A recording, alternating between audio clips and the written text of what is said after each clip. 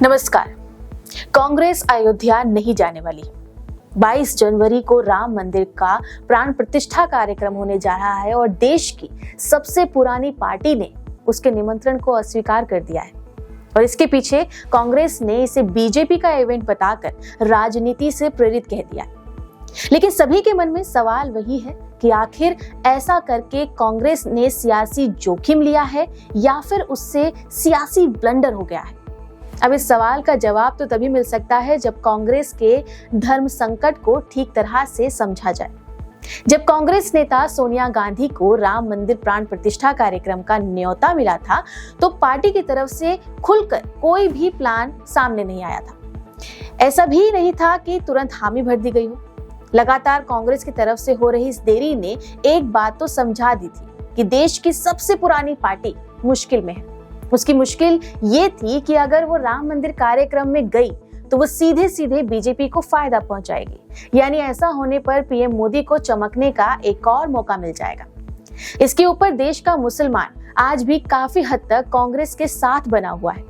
ऐसे में मुस्लिम vote bank नाराज ना हो जाए, इसका भी पार्टी को डर लाजमी था।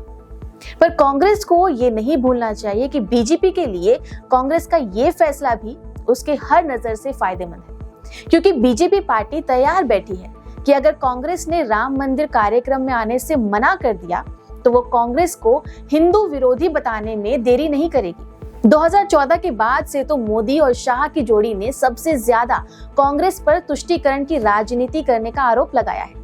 ऐसे में कांग्रेस के इस फैसले का सीधा मतलब ये निकलता है कि 2024 के इस चुनावी मौसम में कांग्रेस ने बीजेपी को बैठे बिठाए एक और मुद्दा दे दिया है।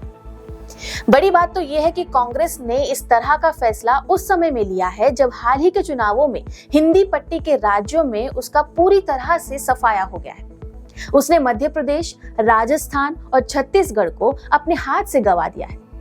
ये तीनों ही राज्य वो राज्य हैं जहां हिंदुओं की संख्या सबसे ज्यादा है, लेकिन सब कुछ जानते हुए भी कांग्रेस ने ये रिस्क उठाया। अब एक्सपर्ट्स की माने तो कांग्रेस ने अगर ये रिस्क उठाया है तो उसके कुछ बड़े कारण जरूर रहे होंगे और इसका एक कारण तो साउथ इंडिया से सामने आता है। असल में केरल में कांग्रेस का गठबंधन इंडियन यूनियन मुस्लिम लीग के साथ चल रहा है। IUML ने राम मंदिर कार्यक्रम को लेकर कांग्रेस को सलाह दी थी कि वो बीजेपी के जाल में ना फंसे। इतना ही नहीं बल्कि यहाँ तक कह दिया था कि हर धर्मनिरपेक्ष पार्टी को ऐसा करने से बचना चाहिए।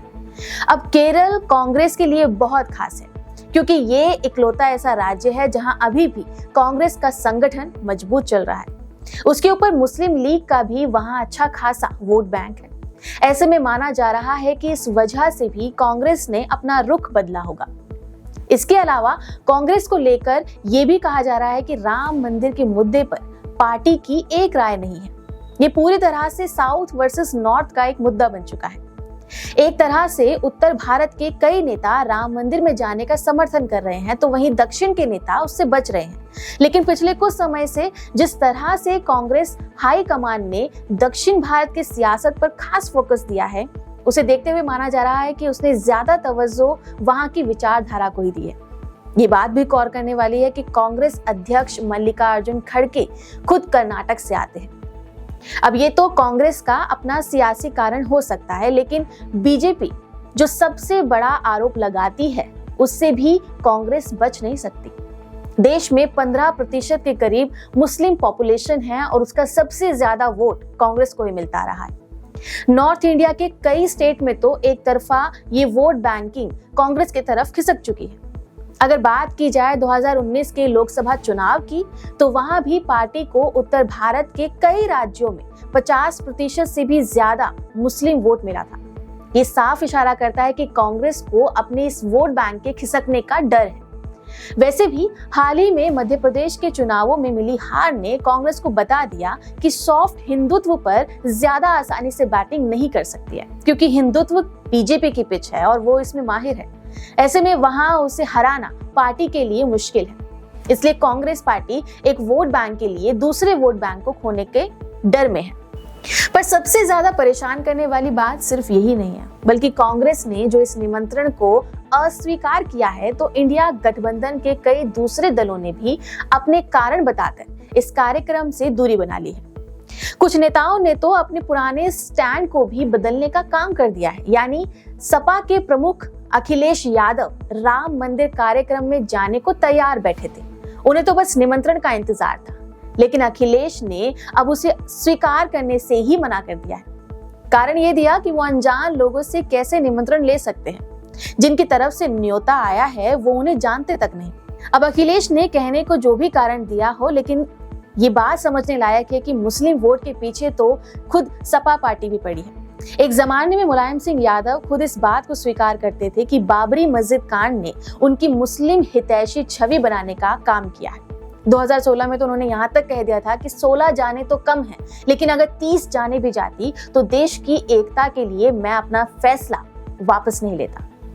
अपने उस बयान में मुलायम कार सेवकों पर चलाई गई गोलियों की बात कर रहे थे। अब वो एक विचारधारा थी, लेकिन उसी की वजह से सपा को मुस्लिम का यूपी में एक बहुत बड़ा वोट शेयर मिला है। अब जब अखिलेश ने अचानक जाने से मना कर दिया तो इससे साफ है कि उनके लिए राजनीति से बढ़कर कुछ भी नहीं है। वैसे जाने से मना तो ममता बनर्जी ने भी कर दिया। उनके भी अपने तर्क हैं कि वो भी हिंदू मुस्लिम एकता की बात कर रही हैं। लेकिन जानकारों की माने तो देश के मुसलमान को राम मंदिर बनने से कोई ज्यादा फर्क नहीं पड़ता, क्योंकि ये मुद्दा उनके लिए उतना बड़ा है ही नहीं। उन्हें पता है कि ये फैसला खुद सुप्रीम कोर्ट की तरफ से आया है, ना कि किसी पार्टी की तरफ से आया है। अब ऐसे में सवाल उठता है कि आखिर पार्टियां क्यों दो धर्मों को जबरन लड़वाने का काम कर रही हैं? कहीं एक को खुश करने के लिए विपक्षी पार्टियों ने कईयों को नाराज तो नहीं कर दिया? आपका इस पे क्या कहना है? हमें कमेंट करके जरूर बताएं। नमस्कार।